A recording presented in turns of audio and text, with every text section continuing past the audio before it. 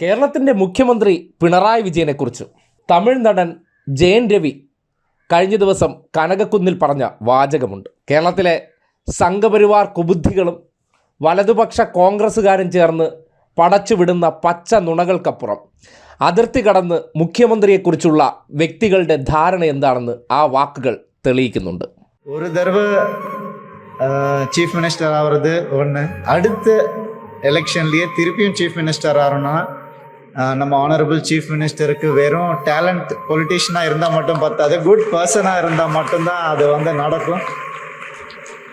அதனால் அவரை மனசார வாழ்த்துறேன். அவருடைய ஹெல்த்துக்கு நாங்கள் எல்லாரும் ப்ரே பண்ணிப்போம். அவர் நல்லா இருக்கணும். உங்களுடைய லவ் அவருக்கு இருக்கிற வரைக்கும் எங்களுடைய லவ்வும் அவருக்கு கண்டிப்பாக எப்போவுமே இருக்கும். അതെ, കേരളത്തിൻ്റെ മുഖ്യമന്ത്രിയെക്കുറിച്ച് കേരളം വിട്ടുകഴിഞ്ഞാലുള്ള മതിപ്പ് എന്താണെന്ന് ആ വാക്കുകൾ കൃത്യമായി അടയാളപ്പെടുത്തിയിട്ടുണ്ട്. കനകക്കുന്നിൽ സർക്കാരിൻ്റെ ഓണം വാരാഘോഷത്തിൻ്റെ ഉദ്ഘാടനം നിർവഹിച്ച വേളയിലായിരുന്നു ജയൻ രവിയുടെ ഈ പ്രതികരണം. മുഖ്യമന്ത്രി എന്ന നിലയ്ക്ക് പിണറായി വിജയനെക്കുറിച്ച് തമിഴ്നാട്ടിലൊക്കെയുള്ള സംസാരം എന്താണെന്നും വിലയിരുത്തൽ എന്താണെന്നും ആ വാക്കുകൾ തെളിയിക്കുകയാണ്.